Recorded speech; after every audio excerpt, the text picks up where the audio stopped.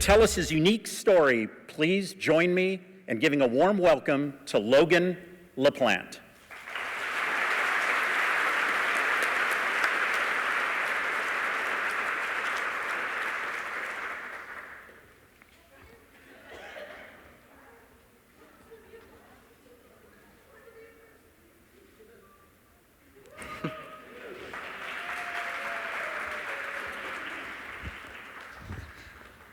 Ah.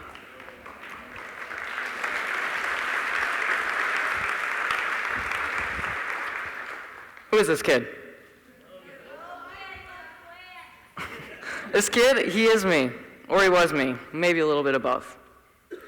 This kid is 13 years old, been on the planet for 4,883 days. It's about 13 years, 4 months, and 12 days. At this very moment, it's 11:34 a.m. on January 25th, 2013. This kid, just shy of being 5 feet tall. He weighs a little bit over 80 pounds, but cut off all of his hair, so maybe 70 pounds. He has a little chipmunk voice. And like a million people have pointed out on YouTube, he looks like a girl. Now this kid is 14 years old. I turned 15 in 30 days. Since this day in my life, it's been 13,608 hours. A lot has changed and really fast. In 1 month, or 1 year, 6 months, and 21 days, I've grown about 9 inches, gained 30 pounds, and gone up 4 shoe sizes. Puberty is pretty awesome. If my voice cracks, like just then, I'm nervous being up here. And I have to get this over with quick because I have to go eat in another 15 minutes. So a lot has changed in a year and a half. I was born in 1999. A lot has changed in the world since then. And I guess that's why I'm here today. And some of the things I want to talk about: change, fear, hackschooling, and my generation, Generation Z. But first, a little backstory. I'm here because this kid's TEDx talk got over 6 million views. It's the second most viewed TEDx talk of all time out of over 40,000, and it's been translated into 6 languages. At this very moment, he's giving an 11-minute speech on what he knows and what he has experienced. But really, he just really wants to get it over with. Because he made a commitment, but he's pretty mad because he's missing the first ski competition of the season, which will probably blow his chances for qualifying for nationals. This kid, he's done Chautauqua for 4 years, since he was 9 years old. If you're not familiar with Chautauqua, it's humanities art performance where you spend 6 to 8 months studying a famous character in history until you can stand up on stage and give a 10-minute point-of-view monologue from a point in their life. Then be able to answer 10 minutes of question and answer in character and another 10 minutes of question and answer out of character. Check out my little brother, aka Bob Marley. It's a lot of hard work and practice, and you end up doing dozens of performances. A lot of them are at old retirement homes with people falling asleep and snoring in the middle of your monologue. It's really good practice. Oops. My slides are all messed up. Anyways, it's really good practice. Where was I? Oh yeah, for over 4 years, this kid did Billy the Kid, Sir Edmund Hillary, Hank Williams, and the infamous Al Capone, and he was not looking forward to doing it again. He made a bargain with his parents. He even got down on his knees and said, "If I can get accepted to this upcoming TEDx event, can I please get out of doing Chautauqua?" And it ended up as a deal. So, oh my gosh, I'm losing my spot, guys. Why is this? You guys are scaring me, all you people. Oh yeah. So this kid didn't set out to get fame or millions of views, and some people call him a child prodigy, and she's not. He was just like any other kid and was trying to get out of doing something else. And he got really lucky. I say I got lucky because my talk was really just a right time, right place moment. While a lot of people thought my talk was really unique, I've come to realize that I'm just an early and visible voice for my generation, Generation Z, which is all kids born after 1994. We're referred to as the digital natives. We've never known a world without Google, Xboxes, iPhones, iPads, and the internet. 9/11, school shootings, people bringing AK-47s to Applebee's. Justin Bieber, marriage equality, marijuana legalization, wars all over the place, kids trying to cross the border, global warming, our parents losing their jobs and houses, moving in with our grandparents, and taking care of our grandparents. Generation Z, my generation, is growing up in the midst of a lot of problems and no easy solution. Oh, I forgot my slides, guys. Okay, so the world we're growing up in has some challenges when it comes to health and happiness. Childhood obesity has more than doubled in children and quadrupled in adolescents in the past 30 years. 80% of healthcare costs are preventable. Unhealthy behaviors cost over $300 billion. 70% of adults are stressed out. 75% of adults can't meet the mental demands of modern life. 70% of today's workers are unsatisfied with their jobs. And 50% of adults have the fixed mindset preventing them from making important changes in their life. And 80% of adults regularly overeat for emotional reasons. So it appears that Gen Z is reacting to the world we live in both good and bad ways. 60% of Gen Z wants to have an impact on the world with their jobs, compared to only millennials, which is only 39%. 90% of Gen Z would be stressed if they have no access to the internet.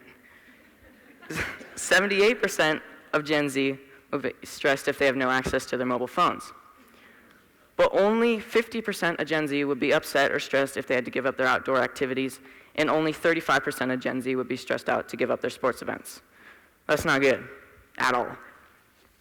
And we seem to be taking education a little more seriously and going about it a bit differently. 64% of Gen Z wants to earn an advanced degree.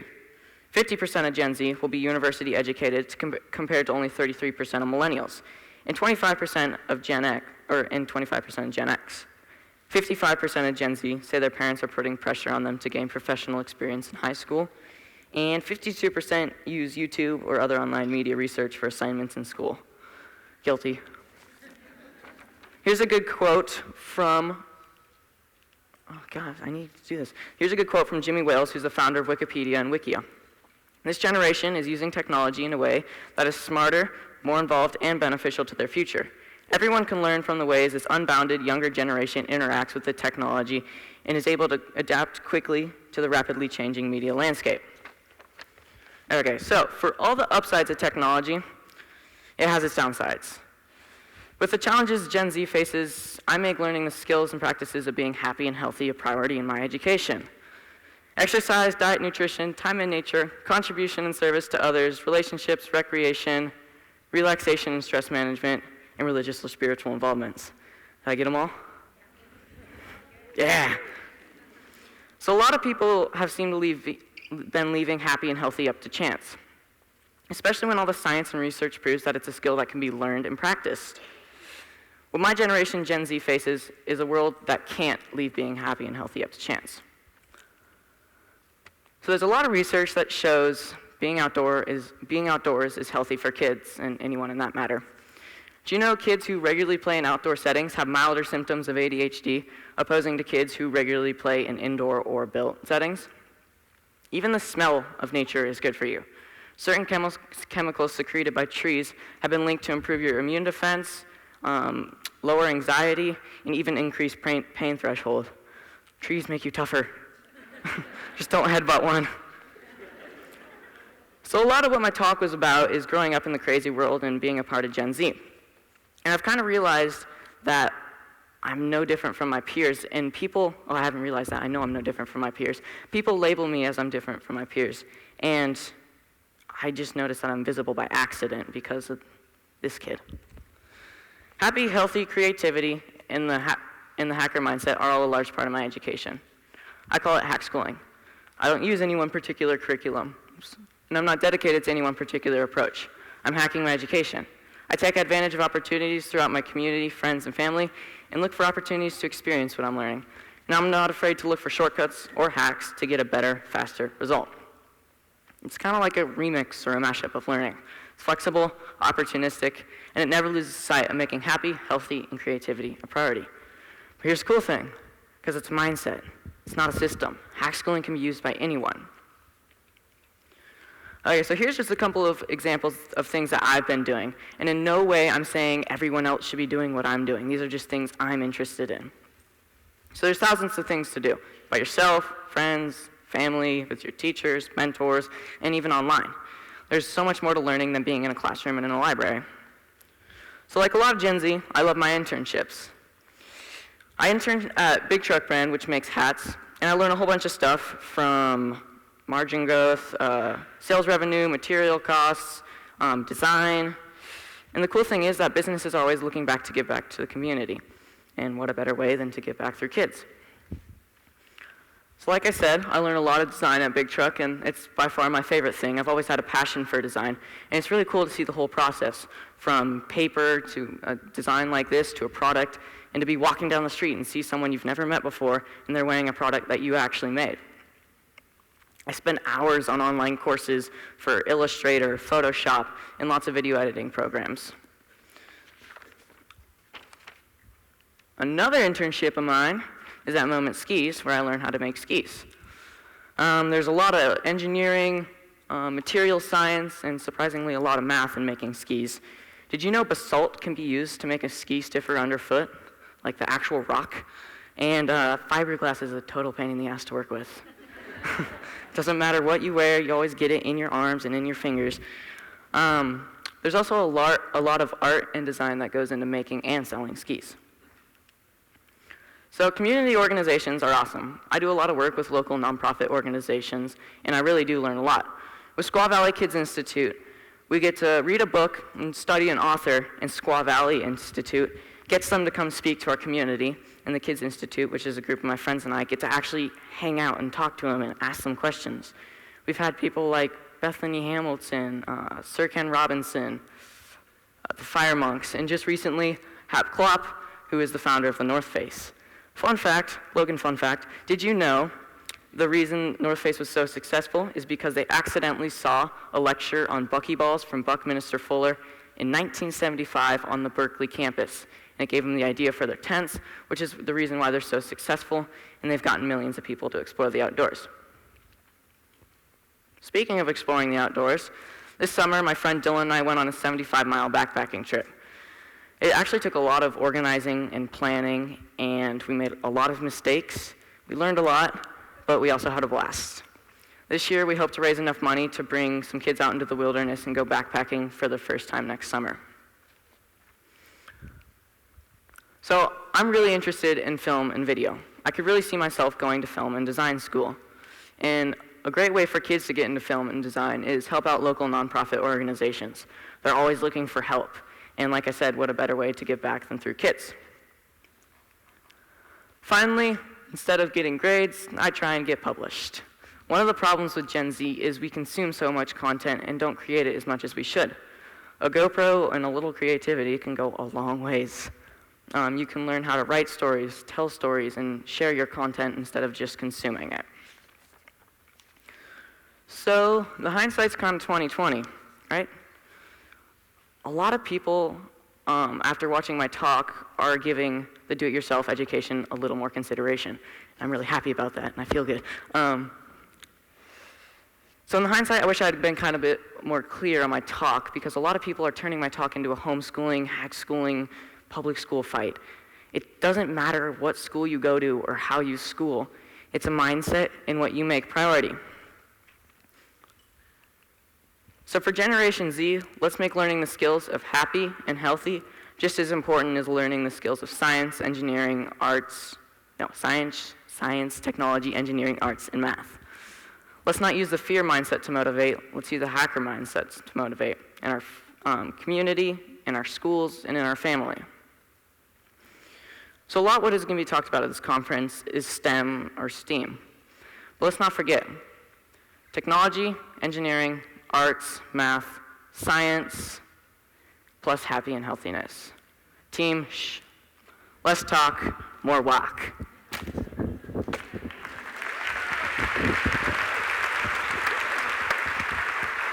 Oh yeah, I do not need this anymore.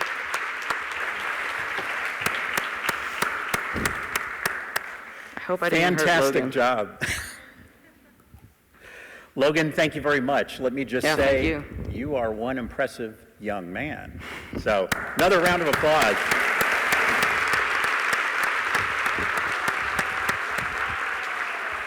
Now, we do have some time to take a few questions from the audience.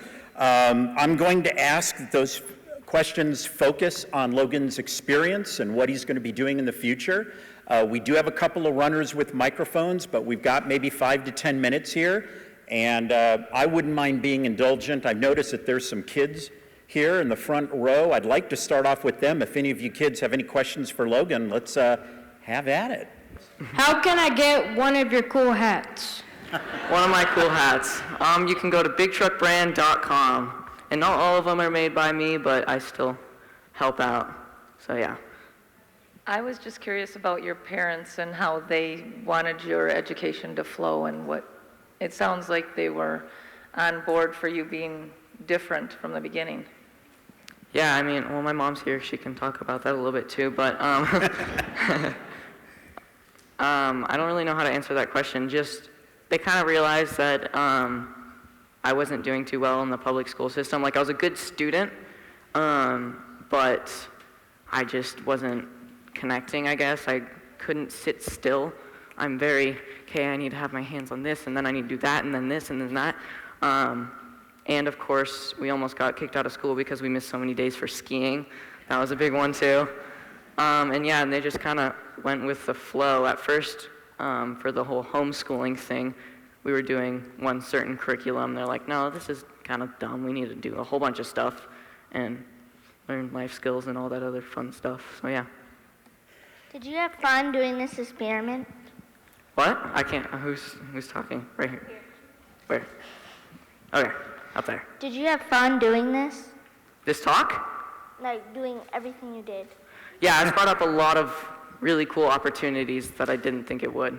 So I've had a blast. I've been to some cool places and met some really amazing people like these guys here, so thank you for having me. One more question? I can't see up there, so. And here, before we ask the next question, let me just take a moment to add that Logan is going to be joining his mom for the session at 2 p.m. in the Smoka Lounge, and she can probably address some of the things that were just asked in the last question. So, What's your favorite thing to do, like, just being a kid-wise? My favorite thing to do? Probably skiing or mountain biking. Those are my two things that kind of keep me motivated to do good in school and so I can get a job and pay for more skis and mountain bikes. Yeah, there's one right here. Are you like famous or? I don't know if I'm famous or not. I wouldn't classify myself as I'm famous, but some people do, and I don't know why. And so no, I'm not famous. I'm kind of internet famous a little bit. That's cool. Why'd you grow your hair long? I don't know. It's kind of the whole ski community thing. Everyone has long hair, and I am different. So I didn't think my talk would go big like it did, so I didn't bother cutting my hair. I'm like, oh, it'll just get 1,000 views at most. A couple people call me girl. A couple people call me hippie, and most of them did. And yeah, that didn't end up so well. Out of all the activities that you did, which one was your favorite? Like school-wise? Design for sure, and film. Yeah, I love design. I've done a whole bunch of stuff with Big Truck and some graphic design with Moment skis, and hopefully I'm going to start a clothing business sooner or later, so probably design. Why did you choose to do TED Talks? Why did I choose to do TED Talk? I can hear that one. I don't know who's saying it. Was that the question? yes, right over here. Like I said, just getting out of Chautauqua because I was kind of sick of 6 to 8 months of studying a different person and being them, and I kind of wanted to, I didn't want to speak, actually. My parents said, you have to do public speaking for school, it's good for you, and so they said, you have to do a certain kind, doesn't matter if it's Chautauqua or this or that. So I found the TEDx. I'm like, oh, this will be so easy. I get to talk about myself, and it won't be that long, but it ended up not being easy at all. I did like 6 months. I think I said that in my talk. I did like 6 months of writing and then completely rewrote it 2 weeks before and memorized it within like 2 days. And it was very like hard and scary. What inspired you and motivated you to be so different? I'm right here. I can't see, so right here doesn't have, oh, right there, okay. What inspired me to be different? I don't really know, like I've always kind of, I wouldn't say I've been different, but I never really like fit in completely. Like I went to a public school in Reno, which is more of a, it's a city in Nevada, and I was always spending time up in the mountains skiing and on the lake, and I never did sports like baseball or basketball. I did soccer for a while and I hated it. But I was always skiing and mountain biking, and I never really fit in, so that's kind of just been my whole personality. And in Tahoe, I actually fit in a lot. If you meet Tahoe kids, they all do the same thing I do. So. What do you see yours? When you interact with your peers, do you see a difference between kids who do your Hackschooling and kids who go through the public school systems? Well, Hackschooling, like I said, it doesn't matter like what school you go to. It's not just Hackschooling. Like it's not just this is just my version of Hackschooling. This is what I enjoy. So you can hack school, quote unquote, if you go to public school or if you go to private school, just doing things that interest you. And making happy and healthy a priority. It's actually very simple. So I hope that somewhat answers your question. What do you see yourself doing after school? Like after like graduating or like after school in a day? Like after school, graduating. I don't know. Whatever the future brings me. Hopefully something good and that I like. Something that makes me happy. Gearing towards film and design, so yeah. Okay. I'm up here. How did you get involved in internships at such a young age? Community, just a lot of connections, just friends of friends. Big Truck, a couple years ago, my brother and I are involved with this company called High Fives, and they're a local nonprofit organization that help injured athletes get back to doing the sports they love. So if you've ever heard like Grant Corrigan, he broke his back and he was the first person to ski across the South Pole. So they do like people with that, and like I've had friends that have had traumatic brain injuries and they've done work with them. So we're involved with High Fives, and Big Truck was a local startup, and they're friends I went to high school and I saw them at an event, and I just got to get to know them, and I was into sewing at that time. I would sew shirts and bags, and I saw him sewing hats away. I'm like, oh, that's kind of cool. And I just got to talking to him, and a couple years later, I ended up having an internship. And on my birthday, it'll be my second year at Big Truck. On my 13th birthday was my first day, and we moved into a new shop, and I was drilling holes in a wall all day for my 13th birthday. That was pretty fun. How did you get all those internships? Like, isn't there child labor laws? I love it.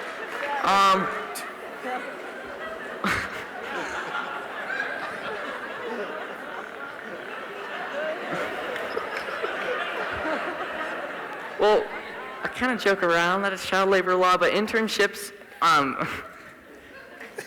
you choose, I guess, where you work. You don't constantly work. Well, it depends, like, when you're first intern. You don't, like, constantly do as much as everyone else there, I guess. Like, I kind of got it easy, but, like, internships, I don't think you get paid. I don't really know the child labor law. But I know you can't, I know you can't get paid till, like, 16 or 14 or something like that, so, yeah. Question up there? Okay. I wonder, please, your program is so awesome and creative, and my hat's off to you. How do you get high school credit for what you're doing? Or do you have to take the GED? That's kind of a mom question, but we still test. Like, I'm still going to test into high school and hopefully get my GED and take a year off. But I don't really know. Like, we don't do too much testing right now because Nevada doesn't have a strict curriculum for homeschoolers to follow, unlike California. So that's why the kind of hack school thing works for me, because I live in Nevada at this time. And in California, I would be able to do all of this stuff, but I would have to do their curriculum on the side and then test in high school. And we're hopefully going to move to California in like next couple of weeks, and I'll start testing then. And either way, I would test into college. So I don't really know too much on the whole test thing. I'm just keeping up, I guess. Right here. What's your favorite school subject? My favorite school subject? Well, I have some pretty weird school subjects. Traditional school subject, I really like history a lot. Like Chautauqua was really fun because I know who Al Capone is to his bone. I know Sir Edmund Hillary. I did him for 2 years. Hank Williams. So I've always been interested in history. But my kind of school topics is design for sure, or video. There's another question right here. Yeah, I think we have time for maybe 1 or 2 questions. More? When you were skiing, have you ever broken a bone? I haven't broken a bone, but I've hit my head a couple times, and I've hurt my shoulder pretty bad, and I was out all season this season. Okay, up there? So you met Sir Ken Robinson. Can you give us any insight about that meeting? Yeah, Sir Ken Robinson. One sec. Let me go back here. First of all, he was an amazing guy to meet. He was super funny, really funny, always cracking jokes, and he always had his tea with him. One sec. There is Sir Ken right there, signing my forehead Ricky Bobby style. He did not originally want to do it because he didn't think my parents would be okay with it, and they're sitting there like, oh yeah, go ahead, sign his forehead. And he's like, well, really, it's Sharpie, I don't really just want to. And my brother and I, come on, sign the forehead, come on, do it. And he was really hesitant, but we eventually talked him into signing our foreheads. But yeah, seeing him speak was really cool. The cool thing about him speaking is he had like 50 slides, and he just picked a slide he wanted to go to and just talked, and he talked for 2 hours, and it was so good, and I don't even remember what he talked about. He was just really good, and he was my mom's hero, and she was sitting there like, oh, it's Sir Ken, it's Sir Ken. No, Logan, you go talk to him first. My dad was talking to him, and she's like, no, he isn't. But yeah, he's really funny, really smart, inspired, kind of the whole hack schooling thing for us, I guess. That he's one of the reasons my parents pulled us out of school, not in a bad way. He was kind of freaked out when they told him that. Yeah. So I think we have time for 1 more question. These guys really want to answer in here. Okay. Or a question? Do you have a Facebook? I do. It's just my name, Logan LaPlante. Folks, how about a big round of applause for Logan LaPlante? Thank you.